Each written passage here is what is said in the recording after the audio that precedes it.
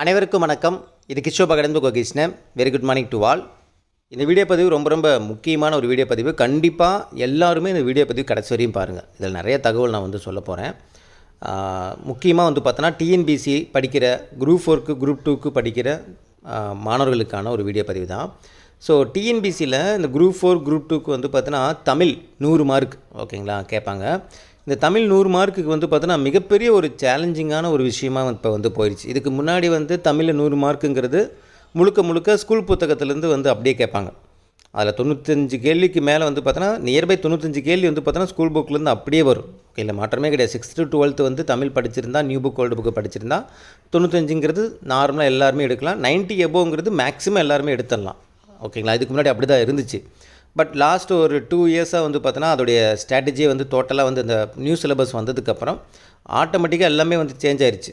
ஓகேங்களா, last group 4ஓட எக்ஸாமாக இருக்கட்டும், group 2 எக்ஸாமாக இருக்கட்டும், ஸோ எல்லாமே பார்த்தோன்னா நியூ சிலபஸ் படி நமக்கு புக் சோர்ஸுங்கிறது பாதிக்கு பாதி புக் சோர்ஸு, பாதிக்கு பாதி அவுட் சோர்ஸ் அப்படிங்கிற மாதிரி மாறிடுச்சு. ஓகேங்களா, இப்போ என்ன ஒரு பெரிய கன்ஃபியூஷன்னா தமிழில் 100 மார்க் அப்படிங்கிறது நான் 90க்கு மேலே எடுத்துருவேன் அப்படிங்கிற நிலைப்பாடு இப்போ அப்படியே டோட்டலாக சேஞ்ச் ஆயிடுச்சு. ஏன்னா எங்கேருந்து எப்படி கேள்வி கேட்குறாங்கன்னே தெரியல. டோட்டலாக பார்த்தோன்னா எல்லாமே இலக்கணம் பேஸ் பண்ணி தான். ஒரே ஒரு யூனிட் மட்டும்தான் நமக்கு இலக்கியம், அறிவியல் அறிஞர்கள், தமிழ் அறிஞர்கள் அது எல்லாமே இருக்கும். ஸோ ஒரு 15 மார்க்குக்கு இது எல்லாம் 85 மார்க் பார்த்தோன்னா ஃபுல் அண்ட் ஃபுல் பார்த்தோன்னா உங்களுக்கு இலக்கணம் பேஸ் பண்ணி தான் மேக்ஸிமம் இருக்கும். ஓகேங்களா, சரி ஓகே. இப்போ இதுக்கு என்ன சார் சொல்யூஷன்? இப்போ நியூவாக படிக்கிற ஸ்டூடெண்ட்ஸாக இருந்தாலும் சரி, ஆல்ரெடி படிச்சுட்டு இருக்கக்கூடிய ஸ்டூடெண்ட்ஸாக இருந்தாலும் சரி, இப்போ இதுக்கு என்னென்னா ஒரு ஃபைனலாக ஒரே ஒரு சொல்யூஷன் நான் சொல்கிறேன். ஓகேங்களா, ஸோ இது எவ்வளோ பேர் உங்களுக்கு ஏற்படுதாக இருந்தாலும் நீங்கள் அது என்ன பண்ணிக்கலாம், ஃபாலோ பண்ணிக்கலாம். ஃபஸ்ட்டு விஷயம் பார்த்தோன்னா உங்களுக்கு 2 புக்கு நான் ஸ்க்ரீனில் காமிச்சிருக்கேன். ஆல்ரெடி நீங்கள் ஏதாவது உங்களுக்கு பார்த்தோன்னா புக்கு ஏதாவது நீங்கள் வச்சுருக்கீங்க அப்படின்னா பிரச்சனை கிடையாது. ஓகேங்களா, ஸோ இருந்தாலும் அந்த வீடியோ பதில் நான் ஃபஸ்ட்டு கிளியராக சொல்லிடுறேன்.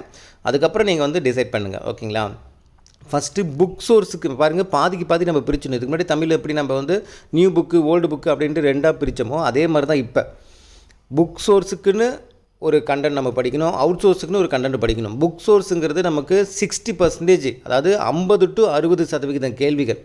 இப்போ 100 கேள்வி தமிழ் இருக்குன்னா 50 to 60 கேள்வி புக் சோர்ஸை பேஸ் பண்ணி நமக்கு கேட்பாங்க. அதுவும் நம்ம நல்ல அந்த சிலபஸ் படி நம்ம தேடி கண்டுபிடிச்சி படிக்கணும். நியூ புக்கு ஓல்டு புக்கு, நான் புக் சோர்ஸ்ன்னு சொல்கிறது நியூ புக்கு ஓல்டு புக்கு எல்லாமே சேர்த்து தான். அதாவது government book, school book, new book old book, அதுக்கு முன்னாடி இருந்த ஓல்டு புக்கு, இதெல்லாம் சேர்ந்து தான் நான் புக் சோர்ஸ்ன்னு சொல்கிறேன். அவுட் சோர்ஸுங்கிறது ஸ்கூல் புக்கை பேஸ் பண்ணி இல்லாமல் வெளியிலேருந்து வரக்கூடிய புக்கு, அது அவுட் சோர்ஸ். ஓகேங்களா, இப்போ நான் புக் சோர்ஸ் நான் படிக்கணுன்னா 6th to 12th எனக்கு நியூ புக் இருக்கணும், ஓல்டு புக் இருக்கணும். அதே மாதிரி 2005 அந்த அதாவது இந்த சமச்சீருக்கு முன்னாடி இருந்த அந்த தமிழ் புக்கோட சோர்ஸும் இருக்கணும். இது எல்லாமே சிலபஸ் பேஸ் பண்ணி தேடி கண்டுபிடிச்சி நீங்கள் படிக்கணும்.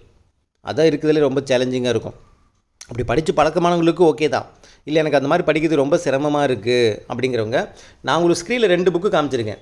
நீங்கள் சந்தோஷ்மணி யூடியூப் சேனல் உங்களுக்கு தெரியும்னு நினைக்கிறேன். நீங்கள் யூடியூப்பில் என்ன கொடுத்து பாருங்கள், நிறைய பேருக்கு தெரிஞ்சிருக்கும். தெரியாதவங்களுக்கு நான் சொல்கிறேன், சந்தோஷ்மணி யூடியூப் சேனல்ட்டு.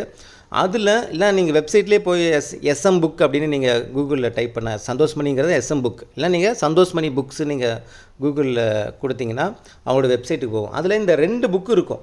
ஃபஸ்ட்டு பாருங்கள், எஸ்எம் தமிழ்னு ஒரு புக் இருக்கும். இதே பிக்சர் தான். ஓகேங்களா, எஸ்எம் தமிழ்னு ஒரு புக் இருக்கும். அந்த புக்கு முழுக்க ஸ்கூல் புக்கை பேஸ் பண்ணி போட்டிருக்காங்க. அதாவது school book source, new book old book, நான் சொன்ன அந்த சமச்சீருக்கு முன்னாடி இருக்கக்கூடிய புக்கு, இது எல்லாமே சிலபஸ் படி உங்களுக்கு ஆர்டர் படுத்தி உங்களுக்கு அழகாக கொடுத்துருக்காங்க. இது புக் சோர்ஸுக்கு.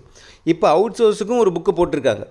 அவுட் சோர்ஸுக்கு தெரிஞ்சது ஸ்கூல் புக் சோர்ஸ் இல்லாமல் அவுட் சோர்ஸ். ஓகேங்களா, இப்போ நம்ம நிறைய புக்கு அவுட் சோர்ஸில் கிட்டத்தட்ட ஒரு 16 வகையான புக்கு நம்ம லிஸ்ட் அவுட் பண்ணி நம்ம காமிச்சிருப்போம். இந்த 16 வகையான புக்கில் இருந்து தான் கேள்விகள் அங்கங்கே மாற்றி கேட்டுட்ருக்காங்க. ஓகேங்களா, இப்போ லாஸ்ட்டாக நடந்த குரூப் 4 குரூப் 2 எக்ஸாம் பேஸ் பண்ணி பார்க்கும்போது இந்த 16 புக்கில் இருக்கக்கூடிய சிலபஸ் பேஸ் பண்ணியிருக்கக்கூடிய அந்த 16 புக்கில் இருக்கிறதும் ஃபுல்லாக படிக்கணுமானா கிடையாது. அதில் சிலபஸ் பேஸ் பண்ணியிருக்கக்கூடிய கண்டென்ட்டு நம்ம படிக்கிற மாதிரி இருக்கும். ஏன்னா அவுட் சோர்ஸுக்கு எந்த அளவுக்கு நமக்கு கேள்வி எப்படிலாம் கேட்பாங்கன்னு நமக்கு உறுதியாக சொல்ல முடியாது. இருந்தாலும் இது வரைக்கும் கேட்ட கேள்விகள் வச்சு எக்ஸாமில் குரூப் 4 குரூப் 2 கேட்ட கேள்விகள் வச்சு இந்த 14 புக்கு ரெஃபர் பண்ணுற மாதிரி இருக்கும்.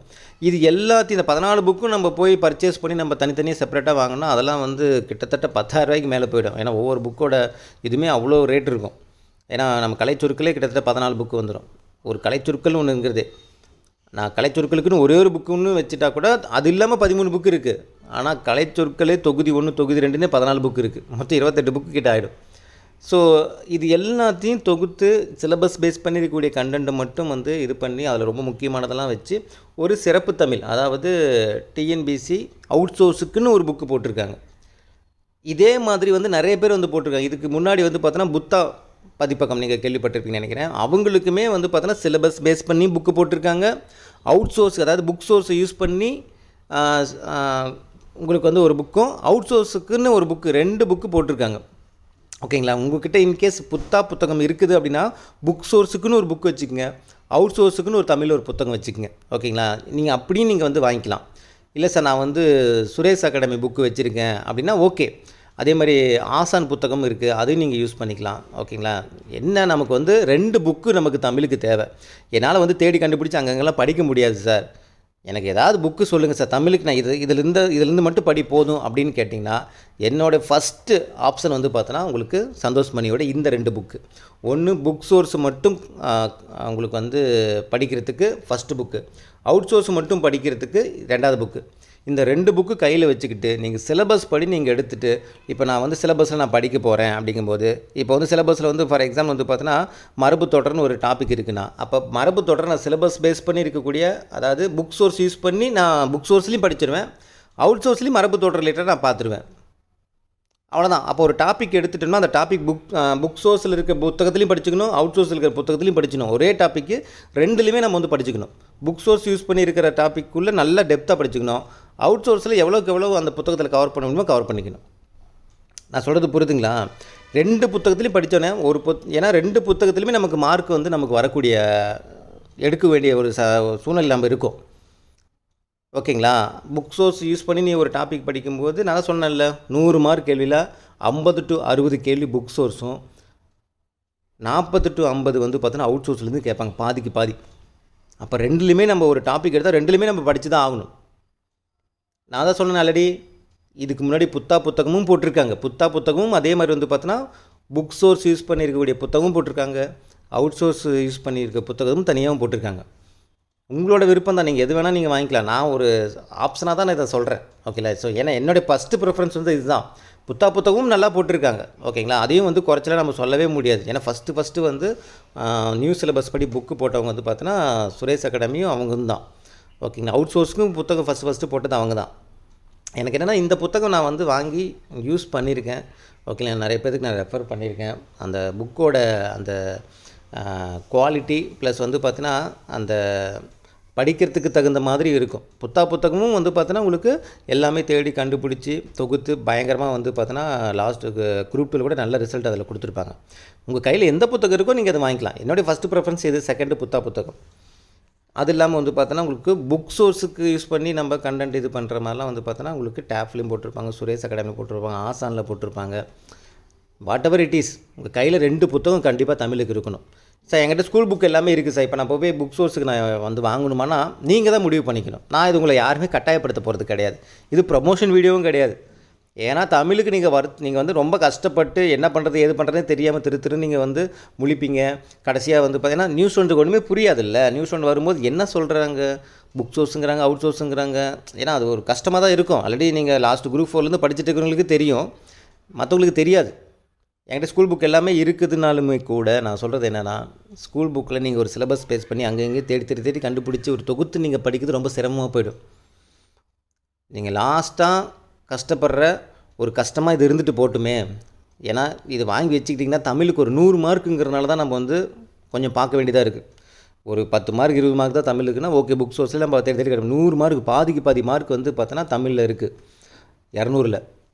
அப்படிங்கும்போது நம்ம அதை வந்து அசால்ட்டாக விடக்கூடாது. ஓகேங்களா? இது எப்போ உங்களால் பர்ச்சேஸ் பண்ண முடியுமோ பண்ணி வச்சுங்க.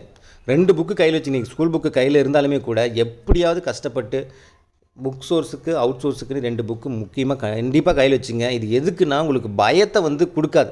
ஐயோ தமிழ் 100 மார்க்கு நம்ம வந்து என்ன படித்தோம் அவுட் சோர்ஸ் தொடவே. ஏன்னா அவுட் சோர்ஸ்லாம் நம்ம போய் செப்பரேட்டாக வாங்க முடியாது, ஜெராக்ஸ் போடுறது ரொம்ப சிரமமாக இருக்கும். ஆல்ரெடி ஜெராக்ஸ் போட்டு நான் வச்சுருக்கேன் சார்னா பிரச்சனை கிடையாது. ஏன்னா அந்த 14 புக்கோட முக்கியமானதெல்லாம் ஒரு சிலர் வந்து பார்த்தோன்னா ஜெராக்ஸ் போட்டு வச்சுருப்பீங்க. நம்ம பேட்ச் ஸ்டூடெண்ட்டுக்கு நம்ம வந்து பார்த்தோன்னா அவுட் சோர்ஸ் அதுன்னு நம்ம வந்து வீக்லி ஸ்கெடியூல் பண்ணி நம்ம கொடுத்துட்ருப்போம். அதனால் நீங்கள் அவுட் புக்கு ஜெராக்ஸ் போட்டு வச்சுருக்கீங்கன்னா ஓகே தான், பிரச்சனை கிடையாது.